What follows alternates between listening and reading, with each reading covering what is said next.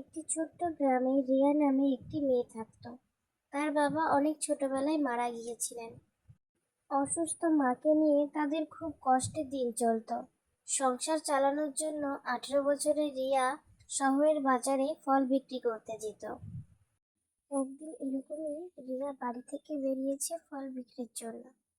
ঠিক তখনই রাস্তার ধারে সে একজনকে পড়ে থাকতে দেখে। আরে, ওখানে মনে হচ্ছে কেউ একজন অসুস্থ ব্যক্তি পড়ে আছে।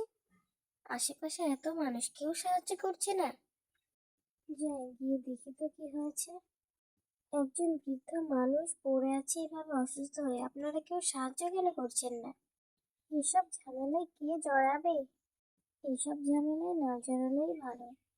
পরে গিয়ে পুলিশ কেস হবে, আরো কত কিছু কি। রিয়া তখন মনে মনে ভাবতে থাকে, তার কাছে কিছু জমানো টাকা আছে, সেটা দিয়ে সে তাড়াতাড়ি একটা অ্যাম্বুলেন্স ডাকে।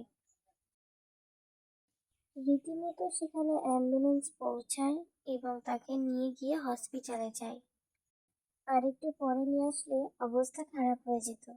তুমি একদম সঠিক টাইমে হসপিটালে নিয়ে এসেছো।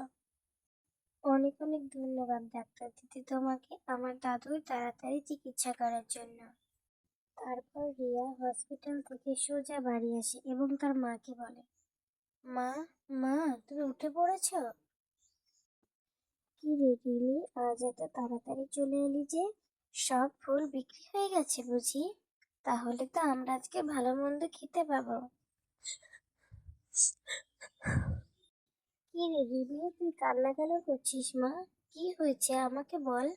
মা, আজকে যখন আমি ফল বিক্রি করতে শহরে গেছিলাম, তখন রাস্তার ধারে দেখি একজন বৃদ্ধ মানুষ পড়ে আছে। সবাই দাঁড়িয়ে দাঁড়িয়ে দেখছে কিন্তু কেউ সাহায্য করছে না। তারপর আমি তাকে হসপিটালে নিয়ে যাই, আমার জমানো টাকাগুলো খরচ করে তাকে সুস্থ করি। খুব ভালো কাজ করেছিস তুই মা। টাকা আবার রোজগার করা যাবে, কিন্তু জীবনটা হয়তো আর পাওয়া যেত না। তুই কান্না কেন করছিস? কিন্তু মা, আমার জমানো টাকা সব শেষ, তাহলে আজকে আমরা কি খাবো?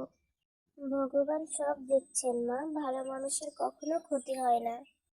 এইভাবে বেশ কিছুদিন কেটে গেল। হঠাৎ একদিন গ্রামে একটা 4 চাকা গাড়ি আসলো। সবাই দেখে ছুটে ছুটে আসতে থাকলো যে গাড়িতে কে আছে। বৃদ্ধা জিজ্ঞাসা করলো, এখানে রিমির বাড়িটা কোথায়? এই তো সামনেই রিমির বাড়ি, আপনি চলুন আমি দেখিয়ে দিচ্ছি। তারপর একে একে গ্রামের প্রায় সমস্ত মানুষ আস্তে আস্তে সবাই জড়ো হয়। এখানে কি রিমি থাকে, ফল বিক্রি করে? হ্যাঁ, এখানে রিমি থাকে। আমি রিমির মা, আমাকে বলুন কি হয়েছে। আরে দাদু, আপনি এখানে? আপনি ঠিক হয়ে গেছেন? হ্যাঁ রিমি, আমি ঠিক আছি। তুমি কেমন আছো? তোমার জন্যই তো আজকে আমি এখানে দাঁড়িয়ে আছি, না হলে হয়তো আমি মরেই যেতাম। আমি শহরের একজন বড় ব্যবসায়ী, আমার কাছে অনেক টাকা আছে, কিন্তু সেদিন যখন আমি রাস্তায় পড়েছিলাম, তখন আমাকে কেউ সাহায্য করেনি, শুধু তুমি সাহায্য করেছিলে। দাদু, আমি তো শুধু আমার কর্তব্যটাই করেছি। রিমি, আজ থেকে তুমি আর ফল বিক্রি করবে না। আজ থেকে তুমি শুধু পড়াশোনা করবে। তোমার পড়াশোনার দায়িত্ব আমার, তোমার মায়ের চিকিৎসার দায়িত্ব আমি নিলাম।